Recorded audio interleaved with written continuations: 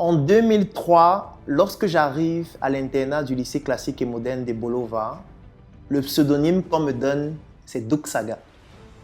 Pourquoi? Parce qu'en réalité, lorsque j'étais à l'internat, j'étais très intéressé par tout ce qui est vestimentaire.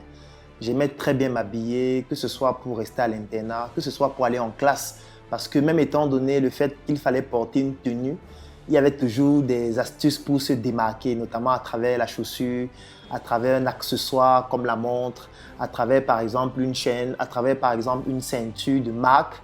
Donc, m'habiller était une culture, était même une sorte de spiritualité. C'est pour ça que j'avais le pseudonyme de Doug Saga.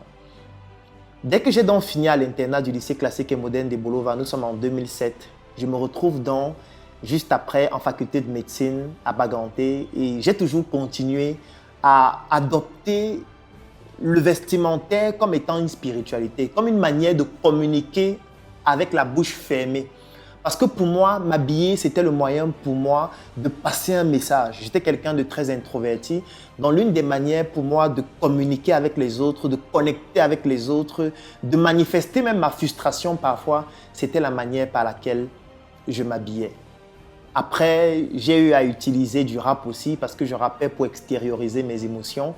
Et à l'Université des Montagnes, il y a un mouvement que nous avons lancé qui s'appelait la Golden Family. Et la Golden Family était dans cet événement où nous nous appelions à cette époque-là des boucantiers. C'est-à-dire que nous aimions montrer que nous avons beaucoup d'argent, nous nous habillons toujours très bien, on se démarque toujours des autres, etc. Donc c'est une culture sur laquelle j'étais pendant plusieurs années jusqu'à ce que je finisse mes études de médecine en 2014. Quand je finis mes études de médecine en 2014, je commence à travailler dans certains hôpitaux. Bien évidemment, cette culture ne me lâche pas. Ça veut dire que lorsqu'il fallait aller à l'hôpital, je devais toujours être très bien habillé. Je devais toujours avoir une blouse particulière qui est très bien repassée. Je devais toujours avoir des accessoires, des gadgets qui me permettent de pouvoir me démarquer. Je devais toujours sentir bon parce que le médecin, c'est le fond et c'est la forme. Et en 2016, lorsque je décide de lancer le projet Startup Academy, 2 ans après SOS Médecins Cameroun, je commence donc à donner des conférences. Et quand je donne des conférences où il y a en moyenne 100, 150, 200, 300 personnes, en général c'était des conférences bimensuelles dans les villes de Yaoundé et de Douala, j'avais toujours cette attitude, c'est-à-dire je faisais confectionner des vêtements pour chacune des conférences que je donnais. À cette époque, je me rendais dans un quartier de la capitale du Cameroun qui s'appelle la Briqueterie. Et lorsque je m'y rendais, j'avais un ami qui était couturier et je lui disais, gars, voilà un nouveau modèle que je viens de voir sur Pinterest ou sur Google Images.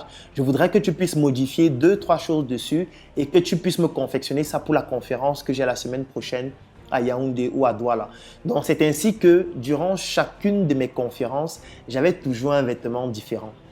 Et je me rendais compte que chaque fois que la conférence finissait, à la fin, les gens venaient toujours me demander « Mais Claudel, comment est-ce qu'on fait pour avoir le vêtement que tu as sur toi? Parce que je le trouve vraiment très beau. » Au départ, qu'est-ce que je faisais? Je donnais juste le contact du couturier et puis je disais vraiment contactez-le de ma part et puis il va vous donner le vêtement. Mais après, je me suis dit, mais attends, il y a des fois, je finis la conférence, il y a 15 personnes, 20 personnes qui me demandent de pouvoir reproduire le vêtement que j'ai. Après, je me suis dit, mais pourquoi ne pas créer ma marque?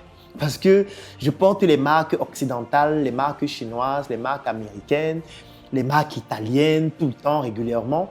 Est-ce que je ne pourrais pas aussi créer ma marque? Est-ce que c'est miraculeux de créer une marque?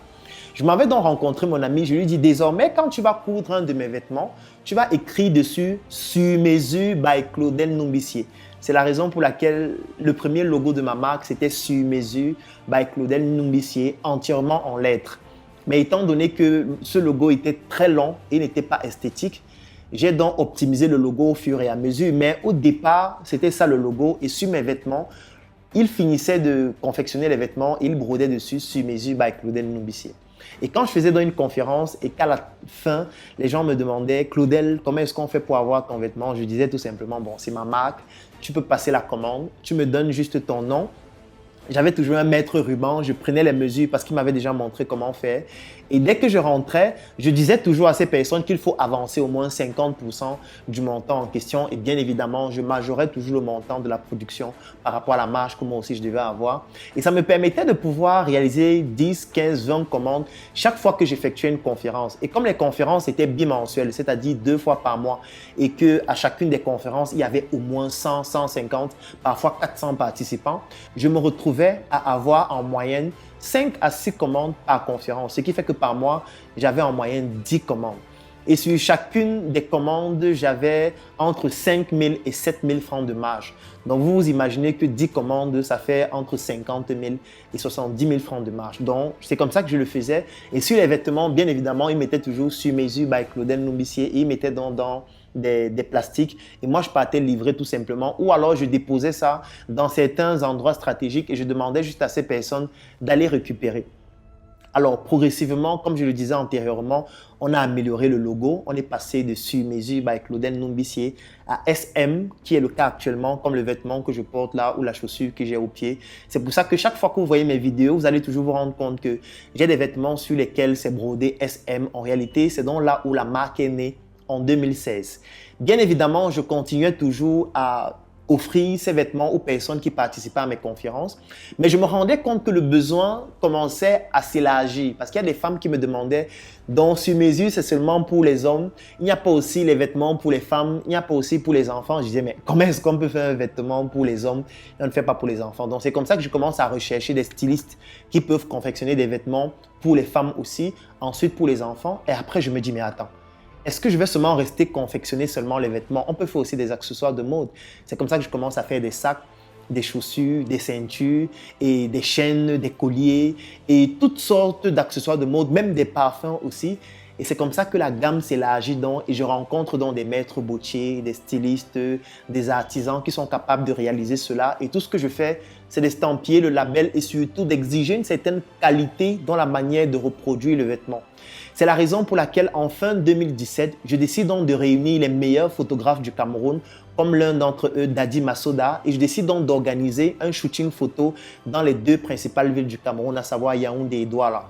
Je lance un casting pour pouvoir recruter des mannequins hommes et femmes. Il y a plus de 300 personnes qui postulent.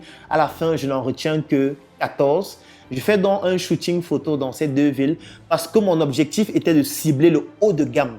Parce que pour moi, je trouvais que si on veut faire le Made in Africa, on ne doit pas toujours demander aux gens « Pardon, soutiens ton frère, c'est le Made in Africa ». Non, je voulais faire un vêtement, je voulais faire des accessoires de mode, je voulais m'intéresser à l'industrie du textile de classe pour permettre à ce que des gens comprennent que des Africains peuvent fabriquer des vêtements, des chaussures, des sacs qui ont une qualité exceptionnelle, qui n'ont rien à envier par rapport à ce qui se fait en Occident. Donc, c'est comme ça qu'on réalise dans ce shooting photo dans les 2 villes et ça me permet donc de produire mon premier catalogue hyper professionnel que vous allez consulter certainement en cliquant sur le lien qui est dans la description de la vidéo. Et quand je produis ce catalogue, donc, je commence à communiquer sur mes plateformes en ligne, notamment la page Facebook sur mesure et ma page Facebook officielle. Et je commence à me rendre compte que le degré d'intérêt pour la marque ne fait que progresser. Voilà déjà 5 ans que Sur Mesure s'est implanté dans les mentalités de la communauté Startup Academy, dans les mentalités de la communauté des personnes qui s'intéressent à mon actualité. C'est la raison pour laquelle si vous venez dans les sièges de la Startup Academy, vous allez régulièrement voir des personnes soit avec un ensemble sur mesure, soit avec une chaussure sur mesure, soit avec un sac sur mesure, soit avec des vêtements institutionnels sur mesure comme la collection des vêtements de la Startup Academy qui sont produits par Sur Mesure ou alors la collection des vêtements de l'entreprise Startup ou même Choco. Parfois, vous allez me voir avec des vêtements sur lesquels c'est écrit blanc au lait, chocolat, noir, etc. En fait, ce sont des collections institutionnelles que Sur Mesure produit aussi. Quelques chiffres de Sur Mesure à ce jour, 5 ans après, parce qu'il faut le dire, l'entreprise Sur Mesure existe depuis 2016. Sur Mesure, aujourd'hui, c'est un chiffre d'affaires de plus de 50 millions de francs déjà. Après 5 ans, c'est plus de 350 clients fidèles à travers le monde, dont 67% se retrouvent au niveau de la diaspora. Parce que vous devez l'imaginer, les personnes qui sont le plus intéressées par les produits Sur Mesure se retrouvent au niveau de la diaspora. C'est en général des personnes qui elles-mêmes ont leur marque et souhaitent avoir donc un producteur de qualité au Cameroun qui peut produire leurs vêtements afin qu'elles puissent juste distribuer en Occident. Quand je dis au Cameroun, ça peut être dans tout autre pays, comme sur mesure compte s'étendre dans d'autres pays dans quelques années. Actuellement, nous souhaitons passer à une autre phase avec l'entreprise sur mesure, c'est-à-dire construire une grande usine à Yaoundé. Pour le moment, nous avons déjà pu obtenir un terrain qui est situé juste à côté de la capitale, dans un village qui s'appelle Akap, d'une superficie de 1000 mètres carrés. Nous comptons construire dans quelques mois une très grande usine qui va permettre de pouvoir fabriquer des vêtements de qualité, comme nous avons toujours fait depuis 2016, afin de pouvoir servir l'Afrique et le monde avec des produits de qualité faits de manière artisanale. Pourquoi? C'est parce que nous nous sommes rendus compte qu'il y a un segment de marché très intéressant. Parce qu'à sur mesure, il y a beaucoup d'expériences que nous avons pu faire. Vous devez vous imaginer que l'industrie des textiles est contrôlée dans la plupart des pays africains par l'Occident et notamment par l'Asie aussi. Parce que les tissus qu'on retrouve chez nous proviennent principalement de l'Asie et de l'Occident. Pourquoi? Parce que là-bas, c'est produit de manière industrielle, ce qui fait que les coûts de production sont extrêmement faibles. Et si moi, je voudrais pouvoir vous offrir des vêtements qui ont un coût accessible, il faudrait que je puisse utiliser ces tissus-là qui viennent de l'Occident, qui viennent de l'Asie ou alors de tous les autres pays à travers le monde qui produisent des tissus de manière industrielle. Mais il y a un segment d'activité qui nous a intéressés, c'est le segment de l'artisanat. Ça veut dire qu'avec beaucoup de membres de Startup Academy qui sont des tisserands, nous avons déjà eu à faire plusieurs expériences, comme le fait de prendre du coton local, de le transformer en tissu avec nos tisserands à la main et d'utiliser ce tissu afin de fabriquer des vêtements, des chaussures, des sacs, des accessoires de mode avec des finitions excellentes comme vous le voyez sur les images certainement qui s'affichent, pour montrer qu'en réalité, on peut aussi partir de la matière première qui est dans le secteur primaire, transformer cela dans le secteur secondaire et distribuer dans le secteur tertiaire avec une marque classe comme sur mesure et permettre au monde entier de découvrir le génie africain à travers nos produits. D'autres expériences que nous avons aussi menées, c'est de fabriquer des vêtements avec des tissus qui ne sont pas fabriqués avec du coton. Parce qu'aujourd'hui, il y a beaucoup d'autres matières premières qui ne sont pas le coton qu'on peut utiliser pour fabriquer des vêtements. Je peux prendre par exemple la banane. On peut utiliser par exemple des troncs de banane pour pouvoir fabriquer des tissus et beaucoup d'autres matières premières encore que vous allez découvrir certainement très bientôt, comme des peaux d'ananas qu'aujourd'hui on transforme déjà pour fabriquer un cuir synthétique à base de peau d'ananas pour pouvoir fabriquer des chaussures ou des sacs.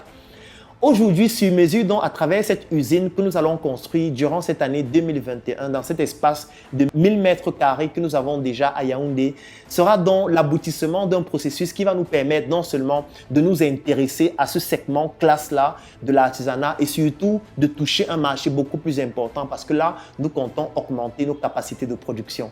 Et dans cette étape du projet, certainement, vous qui nous suivez depuis plus de 5 ans, qui êtes intéressés par nos produits ou qui avez déjà utilisé les produits sur mesure, vous pouvez rejoindre cette aventure en étant un investisseur tout naturellement. Et là, il y a 2 formules d'investissement. Vous pouvez être un investisseur sur le court terme, c'est-à-dire avec un délai de 12 mois, ou alors vous pouvez prendre des participations dans le projet afin qu'ensemble, nous puissions lancer cette aventure audacieuse, c'est vrai, mais qui va permettre de montrer à travers le monde le talent africain, notamment dans l'industrie du textile. Si vous aussi vous êtes intéressé par cette aventure, vous voulez nous rejoindre dans cette aventure sur mesure, tout ce que vous avez à faire, c'est de contacter les numéros qui sont en dessous de cette vidéo ou tout simplement de cliquer sur le lien dans la description de la vidéo pour vous inscrire, nous donner vos informations afin que nous puissions vous contacter et vous faire rejoindre une aventure qui fera de vous des personnes sur mesure.